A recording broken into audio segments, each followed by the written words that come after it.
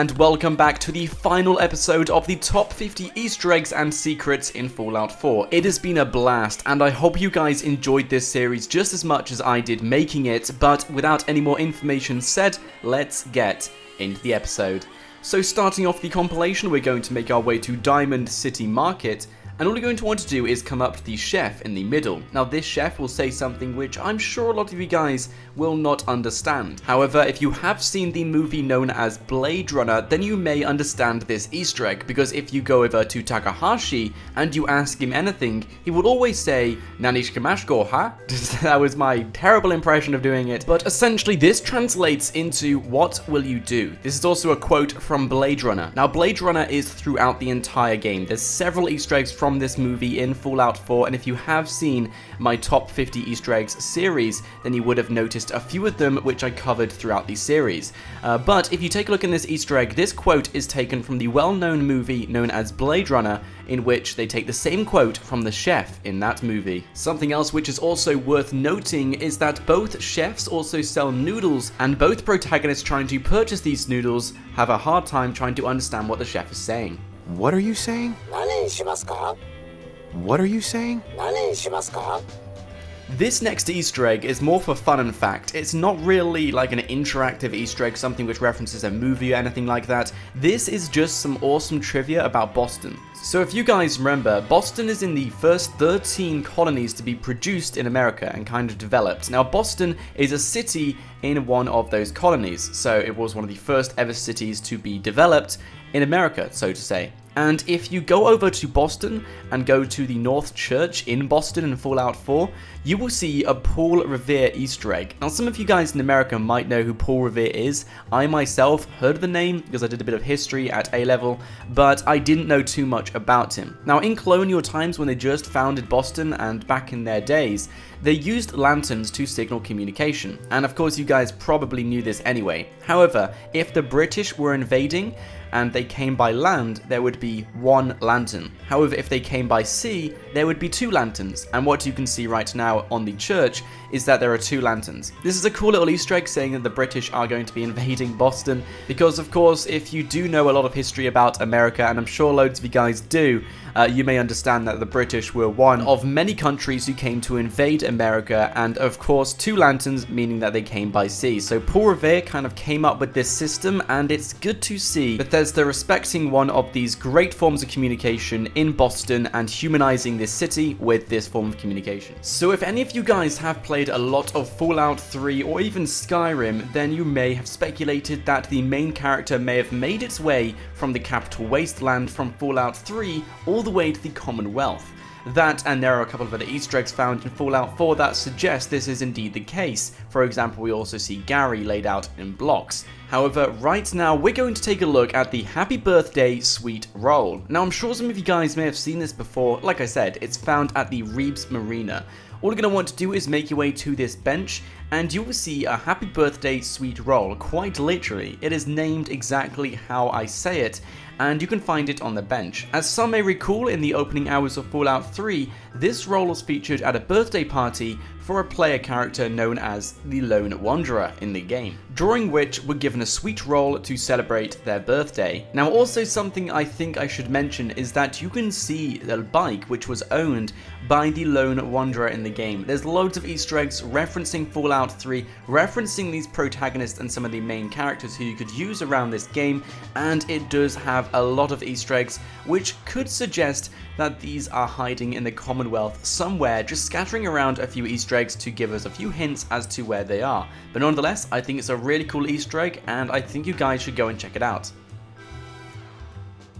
So this next secret is something which has been in the game for quite a long time, but a lot of players haven't actually discovered what it is or where it's hinting to or anything like that. Now I am convinced this is also an Easter egg, but if you guys know any references this Easter egg could be to, please let me know down in the comments. Anyway, all you're going to want to do is make your way over to my location, and you will find a bottle with a note in it. Now this is a typical pirate's bottle where you can find some hidden treasure. X marks the spot. If you load it up, it will say, "I swear that treasure is real. They mentioned it. The treasure is real. I tried to paddle faster, etc." But this person obviously didn't make it. Now you can go and discover where this guy is in this exact location. All you're going to want to do is travel south from the bottle. I would recommend going quite far out, not too far out though. I think it's about 2 squares out from the actual bottle itself, and then dive down into the ocean. I did show you a location a bit earlier on, but once you've dived down deep enough, you will come across a wooden boat. Now this is the paddle boat of the person who wrote the message in the bottle. Now you can find this boat next to another shipwreck as well. It did take me a couple of dives to try and find this small wooden boat, as it is a small wooden boat and it will take quite a long time to try and spot, but eventually you will come across it, you will find it, and you will find the hidden treasure, which is here. Now unfortunately it's nothing too much to get hyped over, however it is still a lot of loot to get excited over, loads of ammo, loads of mines, loads of grenades, and of course some awesome weapons as well. You can also find a toolbox in which this person used to maybe custom this bottle, but nonetheless I think it's a really cool secret, and this is where you can find X marks the spot inside the bottle. So I hope you do enjoy the loot.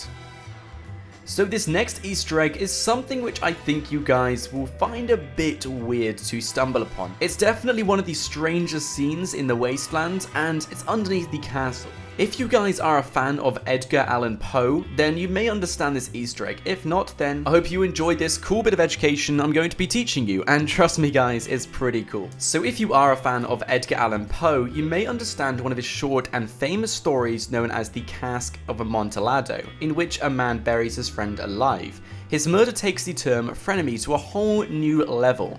Bethesda decided to bring his literal work to life because Poe was a famous Boston native, so it would kind of make sense introducing his literal work into the Wasteland given the whole Boston native feeling. Now, what makes Poe's story so memorable is that the motive, not the crime, is the mystery. Like how the motive behind your senseless annihilation of every living thing in sight remains a mystery to the NPCs.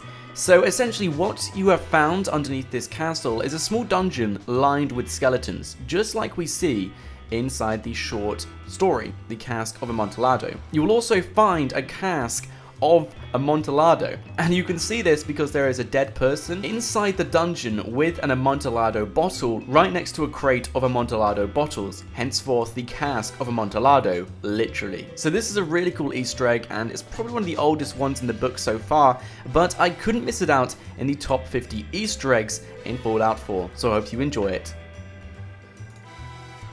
This next Easter egg doesn't require too much information about it, but as some of you guys may have noticed, in between loading screens, you get yourself a small bulletin of messages, tips, tricks, and more in Fallout 4, stuff which might help you out.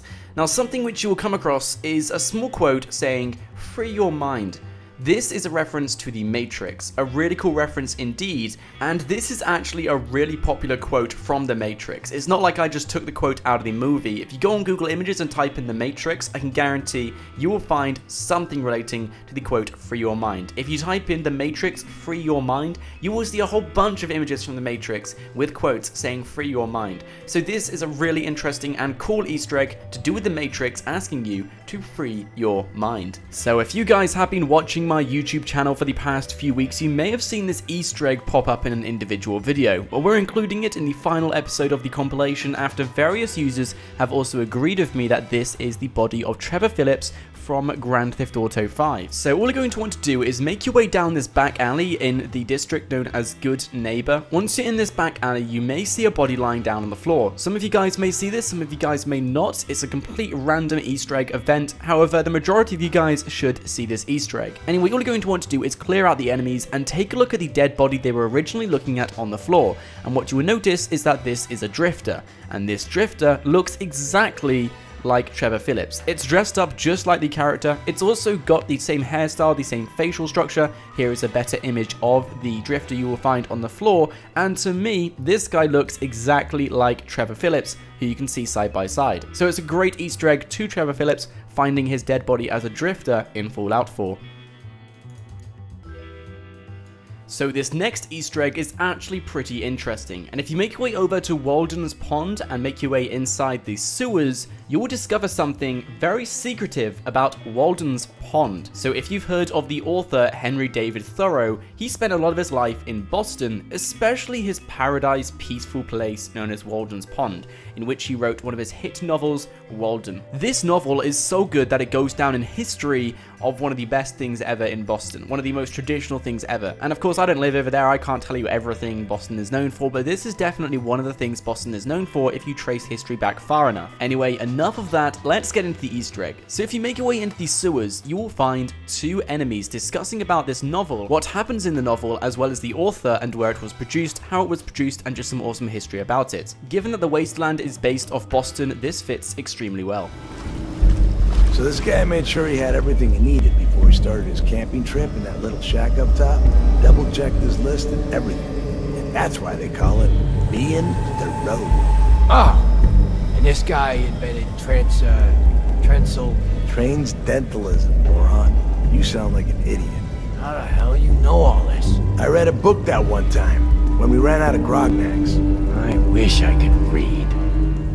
So this next Easter egg is actually from My Little Pony, and when this Easter egg first came out, a lot of people in the Fallout 4 community disliked this Easter egg. But nonetheless, it's a great Easter egg, and it just shows the amount of depth and detail Bethesda go into to include these Easter eggs in the game. So I hope you enjoy it, and let's get into it. First off, we're going to want to take a look at the alternative markets in which you'll see boys, cowboys, and Indians in a line, and as you can see, we can see cowboys and Indians dressed up. Next, you'll see the princess line with crystal, gold, and silver shodding. Now this is also a reference to what you can see in My Little Pony. These are very, very vague and kind of far-fetched Easter eggs, and I know you guys are probably going to comment this doesn't confirm anything, which is why we're going to continue this Easter egg and show you the kind of hard double-down evidence that this is an Easter egg from My Little Pony. So what you're going to want to do is make your way into the next room and sit down on the terminal you will see located on the table. Once you sat down at the terminal, look in the development log and you will see 3 logs. Click on the first one and quote for quote, "They punched a hole in the floor during today's test, need to scale them back again, I just don't know what's going wrong." Don't know what went wrong. Still don't believe me? That's quite alright, but let's take a look down at the second log and read it quote for quote. "I can't believe I skipped Marlene's recital to sit with a bunch of pink horses and watch paint dry. I'll make it up to her once this is all over." The test. We'll be watching paint dry. So this last Easter egg, which is finishing off the entire series, is actually really interesting. And this Easter egg can be found in the intro roll, the clip you see when you load up Fallout 4. And if you pay attention to it, you will see the exact same building from Grand Theft Auto 5 in the introduction. Now these are actually set in the exact same location. If you take a look at this clip or this segment from the introduction and then just crop it a little bit into Grand Theft Auto 5, you will see the church is the exact same as the church from Grand Theft Auto 5, which you can see here. Now, I'm not going to lie to you guys, they are also from the exact same location. So it would make sense that because both of these games are referencing real-life locations, that they're showing real-life locations in both the games. It would make perfect sense. You can see the mountain in the background, you can see the road layout is the exact same. It's in the exact same geographical location, but if we take a look at this church and then crop it out just enough that we compare it to the exact same church from Fallout 4, Bethesda have literally taken the exact same church and rebuilt it in Fallout 4. It's really interesting to see cool little details like this, and like I said, it's not an Easter egg in terms of location because they're both located in the exact same place. The Easter egg we're looking at is the church. And the reason why I emphasize that is because when I did cover this a few weeks ago, a few of you guys started to think that, wait, I'm just looking at the exact same location. What am I meant to look at? Well, it's actually the church. So it's a really cool Easter egg, and I absolutely love it, but unfortunately, guys, that's all I got time for today, and that's the top 50 Easter eggs wrapped up. It has been a blast making this series, and I've loved it so much, and I want to say thank you so much to all of you guys for your amazing support with the entire series. I believe our first episode got around 10,000 likes, which is just insane. So thank you so much, guys, for the awesome support you have given me.